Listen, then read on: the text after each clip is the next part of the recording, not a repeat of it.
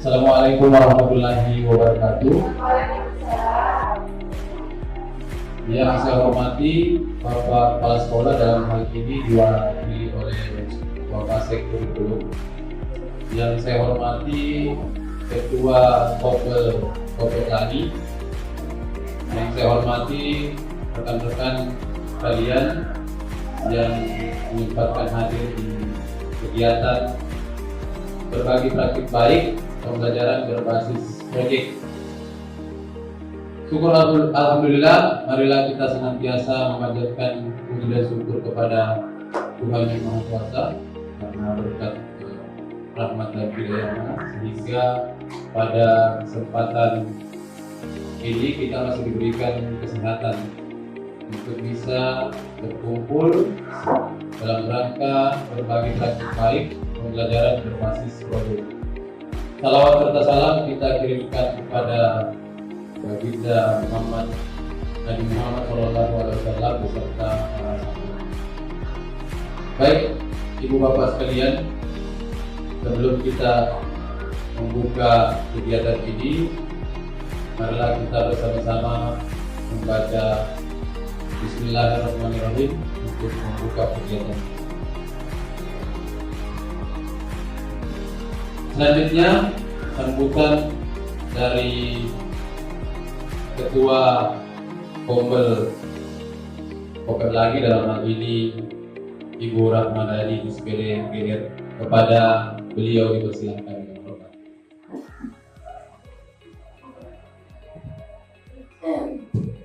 Oke, Assalamualaikum warahmatullahi wabarakatuh, Bapak dan Ibu. Dan selamat siang. Alhamdulillah kita masih diberikan kesempatan untuk berkumpul di ruangan ini dalam rangka kegiatan dari Pak Misbah dan Pak Takwa tentang berbagi praktik baik pembelajaran berbasis proyek, yaitu adalah RTL, yaitu rencana tindak lanjut dalam hal kegiatan bagi guru PJOK. Okay. Alhamdulillah, saya sebagai kompel dari sekolah kita SMA Negeri 82, yaitu Kopel Langit,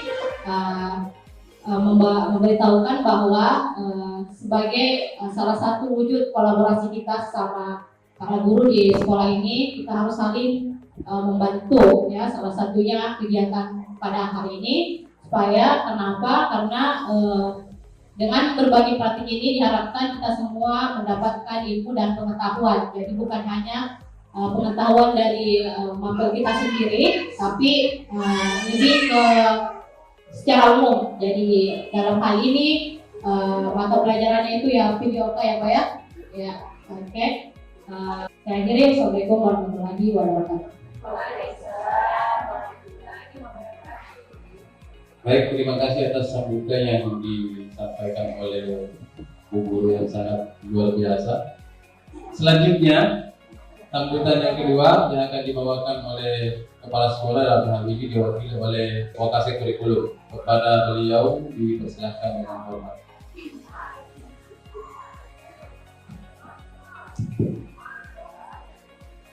Bismillahirrahmanirrahim. Assalamualaikum warahmatullahi wabarakatuh. Waalaikumsalam warahmatullahi wabarakatuh. Alhamdulillahirabbil alamin. Shalatu wassalamu ala asyrofil anbiya'i wal mursalin wa ala alihi wa sahbihi ajma'in. Asyhadu an la ilaha illallah wa asyhadu anna Muhammadan abduhu wa rasuluh. Yang saya hormati Ibu Ketua Kompel Kopel SMA Negeri 82, yang saya hormati Bapak dan Ibu guru yang hadir pada kesempatan ini. Pertama-tama, marilah kita menyampaikan puji dan syukur kehadirat Allah Subhanahu wa Ta'ala karena kita dapat bertemu di ruangan ini dalam satu kegiatan yang berkaitan dengan pembelajaran berbagi praktik baik dalam pembelajaran proyek. Selanjutnya, mari kita bersalawat kepada Nabi kita Nabi Muhammad sallallahu alaihi wasallam. Allahumma shalli ala sayyidina Muhammad wa ala alihi. Baik Bapak dan Ibu sekalian, saya merasa gembira karena Kompel kita sudah dibentuk dan hari ini kita sudah mulai kegiatan kegiatan berbagi praktik baik berkaitan dengan pembelajaran proyek.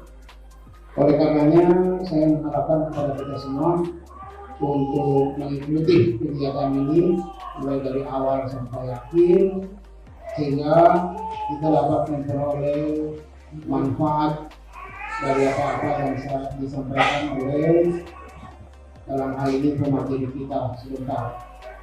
Saya kira itu penyampaian dari saya. Saya berharap pada Bapak dan Ibu bisa mengikuti dengan baik dan kita diharapkan memperoleh manfaat.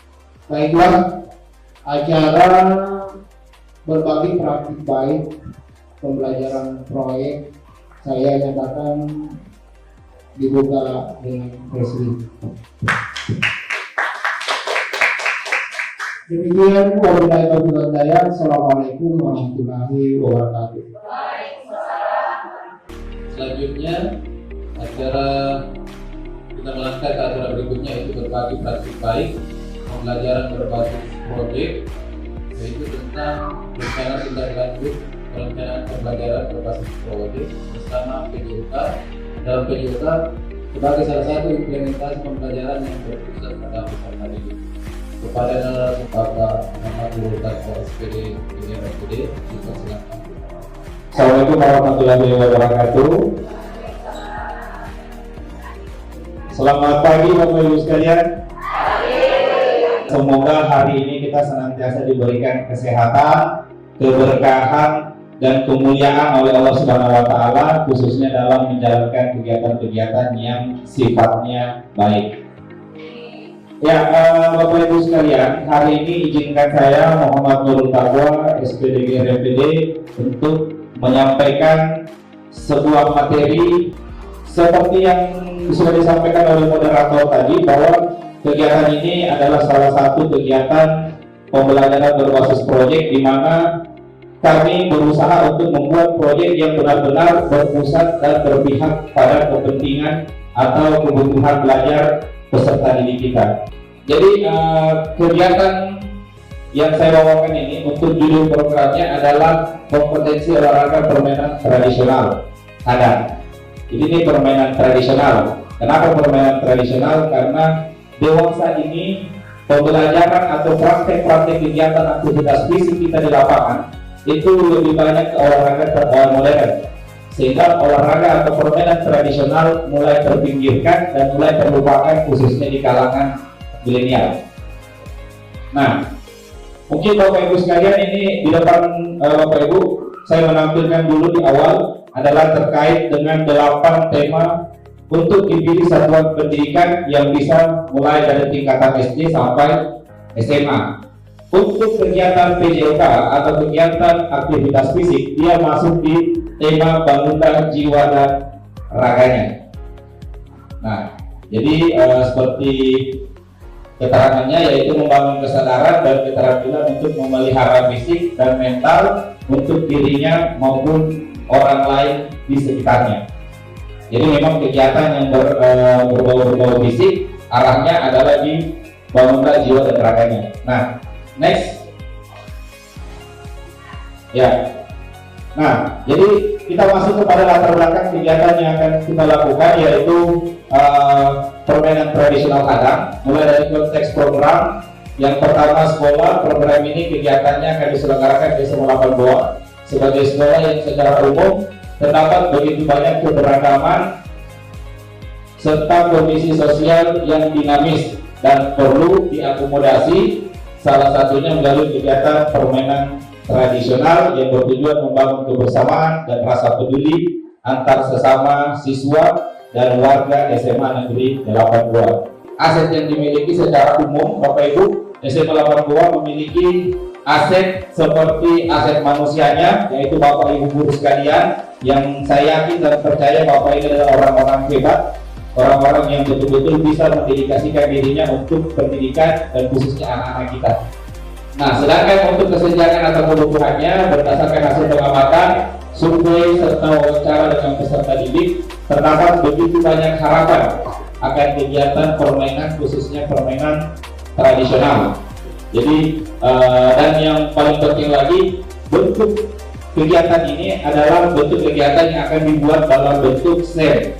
Nah, dalam ilmu pendidikan olahraga khususnya di bidang kami itu SEM itu adalah Sport Education Model, di mana kegiatan itu dilakukan, dikelola oleh peserta didik. Guru hanya mendampingi sebagai fasilitator. Nah, ini sebenarnya yang paling berpihak atau berpusat pada kepentingan peserta didik, karena Bapak Ibu sekalian, kita tidak bisa memungkiri anak-anak itu ingin didengar, dia ingin didengar, dia ingin memilih, sehingga dia memiliki rasa kepemilikan, di mana kita harus memberikan kesempatan, kita harus memberikan peluang sebesar-besarnya kepada anak kita untuk dia yang menjadi pelaku utama dari kegiatan-kegiatan yang mereka rencanakan sendiri. Nah, lanjut. Ya, sedangkan untuk tujuan daripada programnya, yang pertama untuk PJK mendorong partisipasi aktif peserta didik untuk melaksanakan kegiatan gerak yang bermanfaat bagi kesehatan. Jadi sekali lagi, aktivitas gerak yang bermanfaat bagi kesehatan, khususnya bagi kesehatan anak kita. Artinya dengan aktivitas gerak sepanjang hayat yang dilakukan oleh peserta didik kita, itu akan sedikit menekan risiko mereka terkena penyakit. Mudah-mudahan dengan aktivitas gerak itu bisa menjadi alternatif terbaik dan termurah untuk anak-anak kita mendapatkan kesehatan. Yang kedua, menampung dan memberikan kesempatan peserta didik untuk bersuara, ya, memilih dan melaksanakan serta bertanggung jawab terhadap kegiatan yang mereka inginkan. Nah, yang kedua, tujuan programnya mewadahi keterlibatan peserta didik dalam merencanakan, mempersiapkan dan melaksanakan kegiatan yang mereka pilih dan sepakati. Dan yang kedua, poin kedua, mengembangkan kepedulian dan keterlibatan peserta didik serta kebutuhan minat belajar peserta didik itu sendiri. Nah, ini capaian atau langkah-langkah hasil yang diharapkan. Capaian pertama itu adalah perencanaan kegiatan permainan tradisional Hadang. Untuk indikatornya, peserta didik dapat merancang kegiatan kompetisi Hadang secara baik dan terarah. Untuk langkah-langkahnya, memfasilitasi peserta didik dalam pemilihan dan penentuan kegiatan, menyusun kepanitiaan dengan konsep SEM seperti yang saya sampaikan tadi, Sport Education Model. Nah, untuk capaian keduanya, pelaksanaan kegiatan. Tadi perencanaan, sekarang kita masuk ke pelaksanaan. Untuk indikatornya, kompetisi permainan tradisional Hadang dapat terlaksana dengan baik dan lancar sesuai dengan apa yang telah direncanakan. Untuk langkah-langkahnya, fasilitator atau guru secara berkala mengontrol dan mengawasi jalannya kegiatan. Jadi kita juga tidak bisa begitu saja melepas anak-anak berkegiatan, tetap harus ada kontrol, dan kontrol itulah tugas kita sebagai guru. Nah itu, dan yang terakhir, evaluasi dan penyempurnaan. Jadi dalam setiap kegiatan Bapak Ibu, kita harus sering melakukan evaluasi. Nah, untuk partisipasi aktif, mulai dari pemilihan, perencanaan, pelaksanaan, itu semuanya diserahkan kepada peserta didik yang difasilitasi oleh Bapak Ibu guru sebagai guru pendamping atau sebagai fasilitator dari kegiatan yang akan kita tentukan nantinya. Nah, selanjutnya struktur program dan mitra dalam komunitas belajar.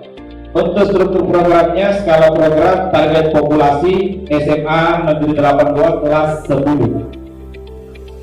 Nah, untuk pengaturannya, kegiatan dilaksanakan di lapangan olahraga sekolah selama 1 minggu dengan model kompetisi antar kelas yang dirancang, dikelola, dan dilaksanakan oleh peserta didik itu sendiri dalam bentuk itu tadi, Sport Education Model atau SEM. Nah, untuk mitranya, yang pertama adalah guru PJOK sebagai fasilitator dalam kegiatan tersebut. Ini mitra komunitas, artinya komunitas atau KBS kita yang mengontrol secara umum kegiatan tersebut, dan mereka atau KBS kita bermitra dengan guru PJOK sebagai fasilitator, dan guru lain memberi dukungan teknis demi kelancaran.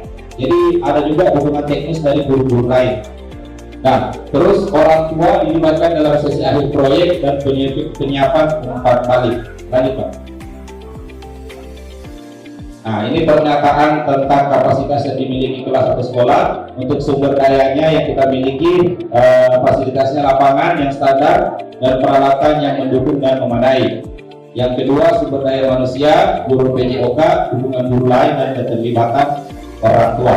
Dan untuk kapasitasnya, SMA Negeri 82 merupakan salah satu sekolah dengan kapasitas yang cukup besar, baik dari sektor fasilitas maupun dari sumber daya manusianya, apalagi dari siswanya. Siswa kita termasuk salah satu sekolah dengan populasi terbesar untuk tingkat SMA di Kabupaten Goa. Nah, lanjut Pak. Untuk persiapan evaluasi atau rencana evaluasinya, yang pertama partisipan guru sebagai evaluator proyek. Jadi guru yang mengevaluasi proyek secara umum. Yang kedua, peserta didik ini tugasnya adalah mengumpulkan umpan balik melalui survei dan wawancara antar sesama peserta didik. Nah, terus komunitas belajar atau KBS kita Kapelange tugasnya adalah mengumpulkan masukan dari mitra dan melakukan evaluasi menyeluruh dalam kegiatan tersebut. Artinya setelah kegiatan berakhir akan dievaluasi. Nah, ini kemungkinan tantangan Bapak Ibu ya. Jadi Bapak Ibu sekalian, dalam penyusunan sebuah program atau sebuah perencanaan sudah pasti ada tantangan. Dan tantangan inilah yang sebenarnya menjadi evaluasi bagi diri kita sebagai fasilitator. Kira-kira apakah bisa kita laksanakan atau tidak? Apakah kita bisa keluar dari zona nyaman kita atau tidak? Apakah kita bisa menghadapi tantangan itu atau tidak? Nah, yang pertama, di layar ini. Ya, yang pertama, kurangnya partisipasi aktif komdel dan peserta didik. Nah, terkadang bisa jadi Bapak Ibu ya, karena mungkin berpikir kegiatan P5 untuk kegiatan yang kami tawarkan ini karena tidak berhubungan langsung dengan mata pelajaran, sehingga kita merasa bahwa saya tidak perlu terlalu aktif. Padahal sebenarnya sekali lagi kegiatan apapun yang ditentukan temanya oleh sekolah, oleh komdel kita, itu adalah tanggung jawab kita bersama sebagai bagian daripada kolaborasi. Nah, solusinya adalah menampung semua masukan dan mendorong keterlibatan komdel secara dan orang tua maupun peserta didik secara aktif. Salah satunya adalah dengan pemberian penghargaan berupa sertifikat atau piagam penghargaan. Nah, sama seperti hari ini, insya Allah kegiatan ini akan kami fasilitasi dengan sertifikat. Yang kedua, keterbatasan waktu dan fasilitas. Untuk solusinya adalah menerapkan manajemen pengaturan waktu dan memanfaatkan fasilitas secara bijak dan optimal. Kalau untuk masalah ini, keterbatasan waktu dan fasilitas, saya anggap dengan Bapak Ibu sekalian sebagai guru-guru yang sudah profesional pada bidangnya masing-masing dan sudah mampu memanage kelas, maka saya yakin kegiatan untuk hal seperti yang kami tawarkan, yaitu permainan hadang ini, bisa juga nanti kita manage dengan baik agar bermanfaat dan benar-benar tepat sasaran. Lanjut. Nah, ini sebagai penutup Bapak Ibu ya. Nah, rencana tindak lanjut ini adalah bentuk implementasi yang bertujuan meningkatkan efektivitas pembelajaran dan penerapan pembelajaran yang berpusat pada peserta didik serta memberikan kesadaran pada peserta didik agar senantiasa aktif bergerak sepanjang hayat. Diharapkan peserta didik kita tidak menjadi anak-anak yang pasif, melainkan mereka menjadi anak-anak yang aktif bergerak demi kesehatan dan masa depan bangsa kita yang lebih cerah. Terima kasih banyak, itu tadi dari saya. Mungkin saya buka dulu sesi tanya jawab. Bapak Ibu ada yang mau bertanya terkait dengan apa yang tadi sudah saya sampaikan? Bismillahirrahmanirrahim. Assalamualaikum warahmatullahi wabarakatuh. Dari apa yang saya kemukakan tadi, yang pertama adalah ini sejalan memang dengan agama. Yang pertama tadi diterapkan bahwa bangunlah jiwanya, bangunlah raganya. Dan memang kita itu tumbuh, bangun, jiwa dulu yang dibangun. Setelah itu raga, ibu ya di sana raga kita bangun bagaimana beraktivitas, bergerak agar sehat senantiasa sebagaimana tujuan yang tadi. Takror apalagi di sekolah kita belum. Ini takror kalau kita lihat belum ada. Ya, jangan sampai ini kan sebagian dari perkotaan dan sebagian dari pedesaan. Sebetulnya mereka punya pilihan, apalagi kita meminta kepada peserta didik serta pilih. Nah, disitulah kemerdekaan mereka.